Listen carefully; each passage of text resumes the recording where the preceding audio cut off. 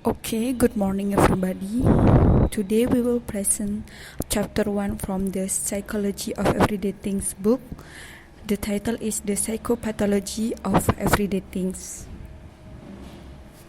And this is the part of today's presentation. The first one will be present by me, Susmita Kenny, and the second one will be present by Chut Alna Fadila. For the first is, do you need an engineering degree to figure this out? Or I must give you time to figure out the button in this lift? But why should it take time? Why do we put up with the frustration of the everyday objects? With objects that we cannot figure out how to use, and with confusing buttons in this lift. The human mind is exquisitely tailored to make sense of the world. Give it the slightest clue and off it goes, providing an explanation, rationalization, and understanding. Therefore, to solve this problem, we need a well-designed object. Well-designed object is the objects are easy to interpret and understand and also contain visible clues to their operation. Not poorly designed objects that are difficult to use and don't give a clue or sometimes give a false clue. But unfortunately, poor design predominates. And so in this presentation, we will try to explain about well and poorly designed objects and several factors that can affect them. The frustration of everyday things. If you were placed in the cockpit of a modern jet, your inability to perform gracefully and smoothly would neither surprise nor bother you. But how about doors? Do you have trouble opening doors? In which direction does it open? Should you pull or push? So, before I explain more about it, let's see this video. There's this door on the 10th floor of the Vox Media office that I hate so much. God damn it. You ever get this door wrong? Pretty regularly. Have you seen people misuse it? All the time, every day. Constantly. I hate this door. Me too, Kelsey. But here's the thing. As soon as you start looking for confusing doors, they are everywhere. It's push. Why? The door story illustrates one of the most important principles of design: visibility. Why does the visibility problem happen? The first one is because no visual operational cues, inability to see cues during operation, no visual outcome of the operation, and the last one is too many visual cues like clutter and confusion. For this case, with doors that push, the designer must provide signals that naturally indicate where to push. This need not distort the aesthetic. Just put a vertical plate on the side to be pushed, nothing on the other, or make the supporting pillars visible. The vertical plates and supporting pillars are natural signals, naturally interpreted without any need to be conscious of them. Other problems concern the mappings between what you want to do and what appears to be possible. Sometimes we spend a lot of time just adjusting the projector to the settings we want. Many buttons are available that make us confused to choose, or sometimes one button can be used for two different functions. This can make user confused, especially first-time user. And the next problem is incomprehensible design. One of them is simply poor instruction, especially a failure to relate the new function to the similarly named function that people already know about. Second, and more serious, is the lack of feasibility of the operation of the system. And the third one is there is no feasible outcome of the operation. The last problem is about function and malfunction. Devices in the home have developed some related problems: function and malfunction, controls and more controls. I don't think that simple home appliances like washing machine look like a musical instrument used by DJ so complicated. And why it's happening? It's because of the instruction manual cannot easily understand. So faced with the bewildering array of controls and display, and then the whole purpose of the design is lost. The user needs help. Just the right things have to be visible to indicate what parts operate and how to indicate how the user is to interact with the device. So the solution is to make everything visible. Affordance refers to the relationship between the properties of an object and the capabilities of the agent or person that determine just how the object could possibly be used. Affordance are relationships, not properties. Like a chair affords is for to support and therefore affords sitting. A chair can also be carried. Glass is for seeing through and for breaking. Flat, porous, smooth surfaces are for writing on. Affordance provides strong clue to the operation of things. Knobs are for turning. Slots are for inserting things into. And when an action has no apparent result, you may conclude that the action was ineffective.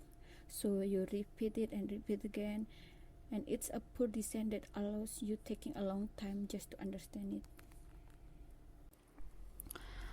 20,000 everyday things. There is an amazing number of everyday things, perhaps 20,000 of them. Are there really that many? Start by looking at your working desk. There are a book, laptop, stapler, paper clips, etc. Each is simple, but it requires its own method of operation. It has to be learned, it does its own specialist tasks, and it has to be designed separately. Furthermore, many of the objects are made of many parts. You cannot believe these simple objects have so many parts. Like just for a stapler, it has 16 parts. And how do people cope? Part of the answer lies in the way the mind works in the psychology of human thought and cognition. Part lies in the information available from the appearance of the objects, the psychology of everyday things. And part comes from the ability of the designer to make the operation clear, to project a good image of the operation, and to take advantage of other things people might be expected to know. Here is where the designer knowledge of the psychology of people coupled with knowledge of how things work becomes crucial. Conceptual model. Consider this rather strange bicycle. You know it will not work because you form a conceptual model of the device and mentally simulate its operation. You can do the simulation because the parts are visible and the implication clear. Other clues to how things work from their visible structure, in particular from first one is affordance, second is constraint, and the last is mappings. Consider a pair of scissors. Even if you have never seen or used them before, you can see that the number of possible action is limited. The holes are clearly there to put something into, and the only logical things that will fit are fingers. The holes are affordance. They allow the fingers to be inserted. The size of the holes provide constraint to limit the possible fingers. The big holes suggest several fingers. The small hole only one. The mapping between holes and fingers, the set of possible operations, is suggested and constrained by the holes. Moreover, the operation is not sensitive to finger placement. If you use the wrong fingers, the scissors still work. You can figure out the scissors because their operating parts are visible and the implication clear. So the conceptual model is made of views and there is effective use of affordance and constraints. And for the next presentation will be presented by Chud, and Chud, it's your time. Okay, thank you for the time. Here is it, the principle for design for understandability and usability. The first principle is provide a good conceptual model, and the second one is make things visible. From figure 8, we can see with just one glance that the concept of the object is not correct. Our mind immediately knows clearly that the object has the wrong concept. The direction of the shot that is facing toward ourselves when the latter is pulled. And from the second picture, it can be distinguished between the shower on the left side and the right side, which will be easier for using. Of course, is the left side because it's more comfortable for us. And what is a good conceptual model is? A good conceptual model is the first is to be able to predict the action of and that will be carried out before using or interacting directly with the tool. Someone can already predict what will happen and how to use it by just looking and imagining without directly interaction with the tool. Secondly, the model should not be too complex because it will be very trouble for the user who have to learn and need some time when using it.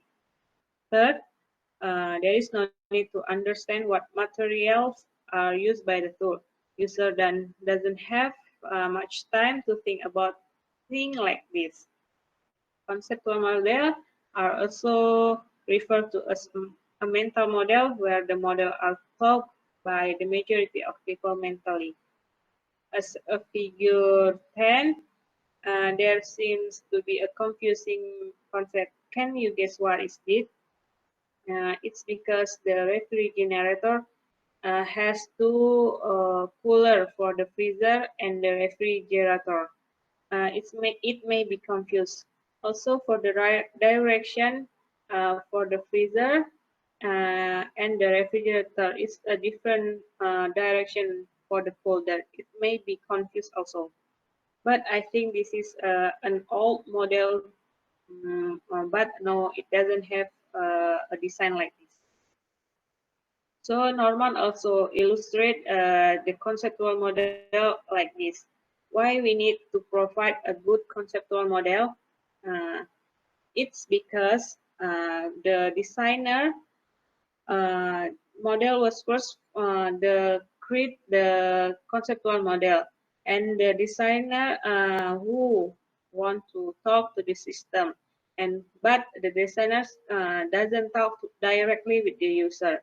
The user only talk to the system but not to the designer.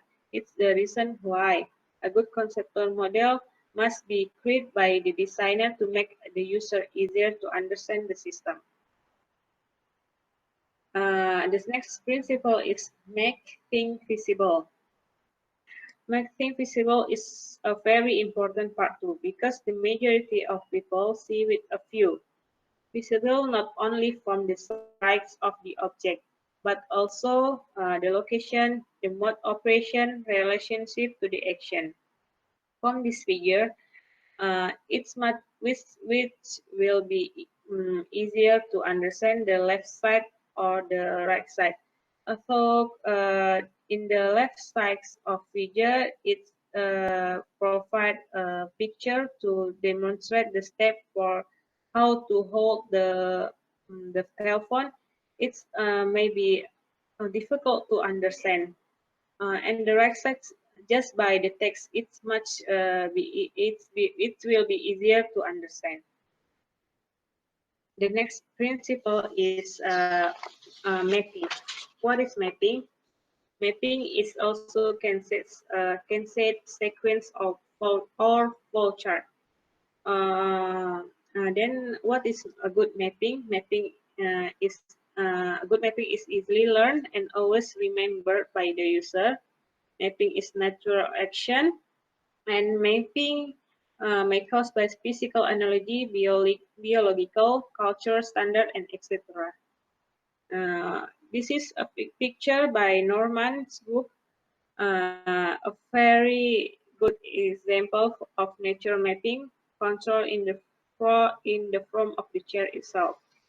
To move the front edge of the stand higher, lift it on the front of the button. To make the seat backrest, move to the button returning. It's a Mercedes-Benz car. And then the next principle is the principle of feedback.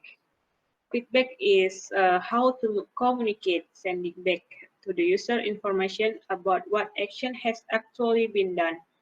Feedback not also come from people to another people. It's also from the people to the thing, from the user to the thing that they use. Mm, Feedback is also what result had been accomplished by the action. Image to talk to someone. A job as a designer is not easy because designer need to understand and think about various aspects of user, not for only for the final user, but it's also about the maintenance, the sales, the purchase, and etc. And designer said that if they want to make a good product, right, they need to take 5 or 6 attempts to get a good product in the final. It's not easy. And then Norman also mentioned about the paradox of technology, and he also illustrated with the U-shaped curve of for complexity. We know that technology is getting more sophisticated from time to the time. Then Norman illustrates the competition of technological development such as U-shaped curve. We can see from the curve that there are two colors, red and green. At the beginning, it was guessing that difficulty in using new technology because we need time to understand how to use it. And then we feel uncomfortable with the ease of technology. But with the convenience of many technology, we are to then combine and make a new innovation to the technology. Then it will be getting complex again for the technology because we can add more function for the technology. And then it's why Norman illustrate the technology is like use it curve for complexity. So why technology can make a problem for us? Because first, many changes in the basic function of an object to the addition of other function. The second, make it harder for human to learn this object because too many function and too much different kind of button maybe. And the third one is there are price factor that affect and size limitation for the object. Finally, sometimes the object is not present in a good shape or design. And here is it is an illustration created by Norman 10 years ago. He tried to connect several functions in one thing, such a telephone, radio, music player, clock, alarm, and light. This is very funny. He designed the result of the combined object to be like this picture. But in fact, each of us now has a cell phone that can perform all these functions in just one hand without having to have an object of this size. Norman can really predict future technology very well. Finally, not yet. The most important thing is the design and psychology of an object or thing created, because what changes is trends and time. Meanwhile, human psychology never changes. Thank you for the time.